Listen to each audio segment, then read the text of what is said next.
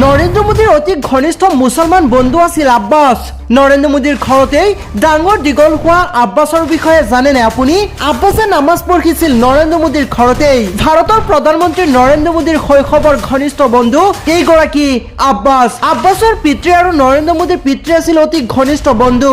আব্বাছৰ পিতৃৰ মৃত্যুৰ পাছত নৰেন্দ্ৰ মোদীৰ পিতৃয়ে নিজ ঘৰতে লৈ আহিছিল আব্বাছক লালন পালন কৰিছিল।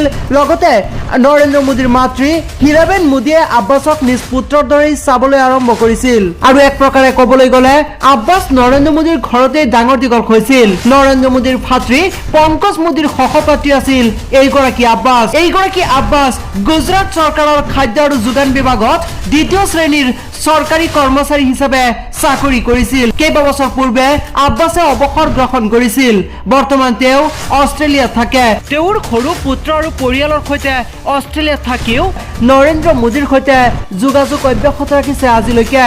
অৰ্থাৎ শৈশৱৰ বন্ধুক পাহৰিব পৰা নাই নৰেন্দ্ৰ মোদীয়ে। 2022 চনত এবাৰ নৰেন্দ্ৰ মোদীয়ে উল্লেখ কৰিছিল, আব্বাছ আমাৰ পৰিয়ালৰ এজন সদস্য আছিল।